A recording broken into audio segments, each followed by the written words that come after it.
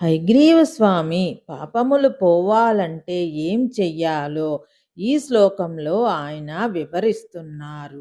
రహస్య నామ సహస్రే నామైకమపి యః పఠేత్ తస్య పాపాని నశ్యంతి మహంత్యపి న సంశయః.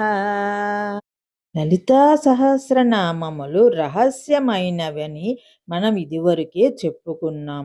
ఆ 1000 నామాలలో ఏ ఒక్క నామం చదివినా కూడా మనకి ఎంత పుణ్యము వస్తుందో, అలాగే పాపం కూడా నశించిపోతుందని హయగ్రీవ స్వామి మనకి చెబుతున్నారు. అది ఎలాగో ఇప్పుడు గమనిద్దాం. పాపములు అనేక రకములుగా ఉంటాయి. మనము ఆ పాపములన్నిటినీ కూడా ఒక రాశిగా పోస్తే, ఆ రాశిని మనం ఒక దూది రాశి కింద భావిద్దాం. అందులో మనం చేస్తున్న పాపాలన్నిటినీ కూడా తీసుకొచ్చి పోస్తూ ఉంటాం. ఆ పాపములన్నీ కలిపి ఒక పెద్ద రాశి కింద అవుతది. ఇప్పుడు ఈ దూది మొత్తాన్ని ఎంత పెద్దటి రాశినైనప్పటికీ కూడా మనము ఒక్క అగ్గిపుల్ల వెలిగిస్తే చాలు, దూది మొత్తం కూడా నశించిపోయి భస్మమైపోతది.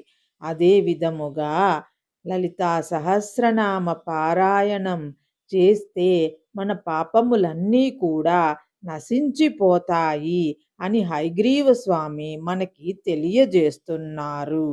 ఎప్పుడైతే పెద్ద పెద్ద మహా పాపములే కాలి బూడిదై నశించిపోతాయో, అప్పుడు ఇక చిన్న చిన్న పాపములు నశించిపోతాయని వేరే చెప్పనే అక్కర్లేదు.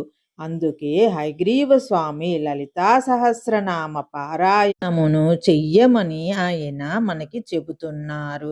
అలాగే ఇది అంతా కూడా లలితా సహస్రనామ ఫలశ్రుతిలోని 14వ శ్లోకమునకు వివరణ చెప్పి ఉన్నారు.